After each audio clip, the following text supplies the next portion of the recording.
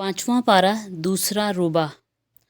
और जिन लोगों ने हमारी आयत को मान लिया और नेक अमल किए, उनको हम ऐसे बागों में दाखिल करेंगे जिनके नीचे नहरें बहती होंगी, जहां वो हमेशा हमेशा रहेंगे। और इनको पकीज़ा बीवियां मिलेंगी और इन्हें हम घनी छाँव में रखेंगे। मुसलमानों, अल्लाह तुम्हें हुक्म देता है कि इमानतें अहले इमानत के सबुर्द कर दो, और जब लोगों के दरमियान फ़ैसला करो तो अदल के साथ करो। अल्लाह तुमको नहायत उम्दा नसीहत करता है, और यकीनन अल्लाह सब कुछ सुनता और देखता है। ए लोगो जो ईमान लाए हो, अतात करो अल्लाह की और अतात करो रसूल की, और उन लोगों की जो तुम में से सहबे अमर हों। फिर अगर तुम्हारे दरमियान किसी मामले में नज़ा हो जाए तो इसे अल्लाह और उसके रसूल की तरफ फेर दो। अगर तुम वाकई अल्लाह और रोज़े आखिर पर ईमान रखते हो, यही एक सही तरीक़ार है और इंजाम के एतबार से भी बेहतर है। ए नबी सल्लल्लाहु अलैहि वसल्लम, तुमने देखा नहीं उन लोगों को जो दावा तो करते हैं कि हम ईमान लाए हैं उस किताब पर जो तुम्हारी तरफ नाजल की गई है, और उन किताबों पर जो तुमसे पहले नाजल की गई थी, मगर चाहते ये हैं कि अपने मामलात का फ़ैसला कराने के लिए तागूत की तरफ रजू करें, हालांकि इन्हें तागूत से कुफर करने का हुक्म दिया गया था। शैतान इन्हें भटका कर राहे रास्त से बहुत दूर ले जाना चाहता है, और जब इनसे कहा जाता है कि आओ उस चीज़ की तरफ जो अल्लाह ने नाजल की है और आओ रसूल की तरफ, तो इन मुनाफिकों को तुम देखते हो कि ये तुम्हारी तरफ आने से कतराते हैं।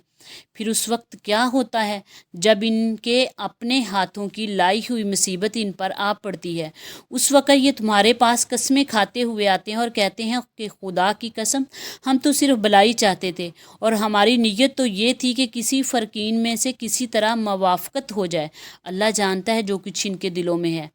इनसे इराज़ मत करो, इन्हें समझाओ और ऐसी नसीहत करो जो इनके दिलों में उतर जाए। इन्हें बताओ कि हमने जो रसूल भी भेजा है इसलिए भेजा है कि इज़्ने खुदाबंदी की बिना पर इसकी अतात की जाए। अगर उन्होंने ये तरीका इख्तियार किया होता कि जब ये अपने नफ्स पर जुल्म कर बैठे थे तो तुम्हारे पास आ जाते और अल्लाह से माफ़ी मांगते, और रसूल भी इनके लिए माफ़ी की दरख्वास्त करता, तो यकीनन अल्लाह बख्शने वाला और रहम करने वाला, अल्लाह को ये बख्शने वाला और रहम करने वाला पाते। ए मोहम्मद, तुम्हारे रब की कसम, ये कभी मोमिन नहीं हो सकते जब तक कि अपने बाहमी इख्तलाफात में ये तुमको फ़ैसला करने वाला ना मान ले। फिर जो कुछ तुम फ़ैसला करो इस पर अपने दिलों में कोई तंगी ना महसूस करें, बल्कि सरबसर तस्लीम कर लें। अगर हमने इन्हें हुक्म दिया होता कि अपने आप को हलाक कर दो या अपने घरों से निकल जाओ, तो इनमें से कम ही आदमी इस पर अमल करते।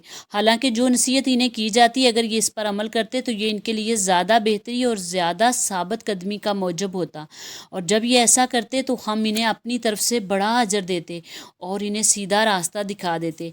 जो लोग अल्लाह और रसूल की अतात करेंगे और इन लोगों के साथ होंगे जिन पर अल्लाह ने इनाम फरमाया, यानी अम्बिया और सदकीन और शुहदा और सालिहीन, कैसे अच्छे हैं ये रफ़ीक जो किसी को मुयस्सर आएँ। ये हकीकी फ़ज़ल है जो अल्लाह की तरफ से मिलता है, और हकीकत जानने के लिए बस अल्लाह ही काफ़ी है, अल्लाह ही का इल्म काफ़ी है।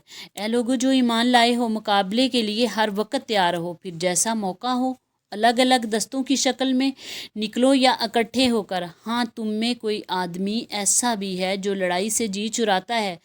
अगर तुम पर कोई मुसीबत आए तो कहता है अल्लाह ने मुझ पर बड़ा फ़ज़ल किया कि मैं इन लोगों के साथ ना गया, और अगर अल्लाह की तरफ से तुम पर कोई फ़ज़ल हो तो कहता है, और इस तरह कहता है गोया तुम्हारे और इसके दरमियान मोहब्बत का तो कोई ताल्लुक़ था ही नहीं, कि काश मैं भी इनके साथ होता तो बड़ा काम बन जाता।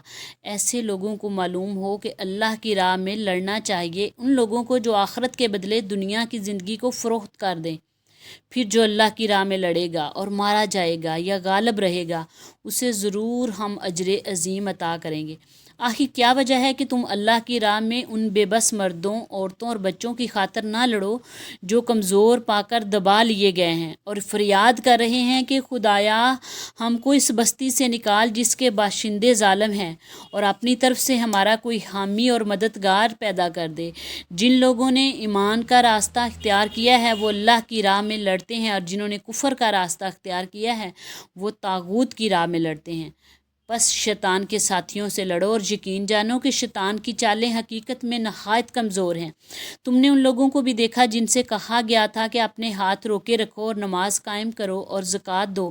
اب جو انہیں لڑائی کا حکم دیا گیا تو ان میں سے ایک فریق کا حال یہ ہے کہ ان لوگوں سے ایسا ڈر رہے ہیں جیسا خدا سے ڈرنا چاہیے، یا کچھ اس سے بھی بڑھ کر کہتے ہیں خدایا یہ ہم پر لڑائی کا حکم کیوں لکھ دیا؟ کیوں نہ ہم ابھی بھی کچھ اور مہلت دی ان سے کہو دنیا کا سرمایہ زندگی تھوڑا ہے اور آخرت ایک خدا ترس انسان کے لیے زیادہ بہتر ہے، تم پر ظلم ایک دھاگے برابر بھی نہ کیا جائے گا۔ رہی موت تو جہاں بھی تم ہو وہ بہرحال تمہیں آ کر ہی رہے گی، خواہ تم کیسی ہی مضبوط عمارتوں میں ہو۔ اگر انہیں کوئی فائدہ پہنچتا ہے تو کہتے ہیں یہ اللہ کی طرف سے ہے، اور اگر کوئی نقصان پہنچتا ہے تو کہتے ہیں نبی یہ آپ کی بدولت ہے۔ کہو سب کچھ اللہ ہی کی طرف سے ہے۔ آخر ان لوگوں کو کیا ہو گیا ہے کہ کوئی بات ان کی سمجھ میں نہیں آتی؟ اے انسان، تجھے جو بلائی بھی حاصل ہو اللہ کی عنایت سے ہوتی ہے، اور جو مصیبت تجھ پر آئے وہ تیرے اپنے کسب اور عمل کی بدولت ہے۔ اے محمد، ہم نے تم کو لوگوں کے لیے رسول بنا کر بھیجا ہے، اور اس پر خدا کی گواہی کافی ہے۔ جس نے رسول کی اطاعت کی اس نے دراصل خدا کی اطاعت کی، اور جو منہ موڑ گیا تو بہرحال ہم نے تمہیں ان لوگوں پر پاسبان بنا کر تو نہیں بھیجا۔ وہ منہ پر کہتے ہیں کہ ہم مطیع فرمان ہیں، مگر جب تمہارے پاس سے نکلتے ہیں تو ان میں سے ایک گروہ راتوں کو جمع ہو کر تمہاری باتوں کے خلاف مشورے کرتا ہے۔ اللہ ان کی یہ سرگوشیاں لکھ رہا ہے، تم ان کی پرواہ نہ کرو اور اللہ پر بھروسہ رکھو، وہی بھروسہ کے لیے کافی ہے۔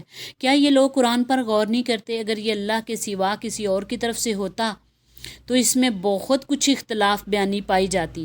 یہ لوگ جہاں کوئی اطمینان بخش یا خوفناک خبر سن پاتے ہیں تو اسے لے کر پھیلا دیتے ہیں، حالانکہ اگر یہ اسے رسول اور اپنی جماعت کے ذمہ دار اصحاب تک پہنچائیں تو وہ ایسے لوگوں کے علم میں آ جائے جو ان کے درمیان اس بات کی صلاحیت رکھتے ہیں کہ اس سے صحیح نتیجہ اخذ کر سکیں۔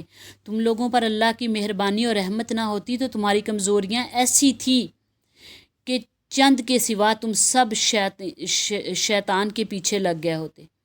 پس اے نبی، تم اللہ کی راہ میں لڑو۔ تم اپنی ذات کے سوا کسی اور کے لیے ذمہ دار نہیں، البتہ اہل ایمان کو لڑنے کے لیے اکساؤ۔ بعید نہیں کہ اللہ کافروں کا زور توڑ دے۔ اللہ کا زور سب سے زیادہ زبردست اور اس کی سزا سب سے زیادہ سخت ہے۔ جو بلائی کی سفارش کرے گا وہ اس میں سے حصہ پائے گا، اور جو برائی کی سفارش کرے گا وہ اس میں حصہ پائے گا، اور اللہ ہر چیز پر نظر رکھنے والا ہے۔ اور جب کوئی احترام کے ساتھ تمہیں سلام کرے تو اس کو اس سے بہتر طریقے کے ساتھ جواب دو، یا کم از کم اسی طرح۔ اللہ ہر چیز کا حساب لینے والا ہے۔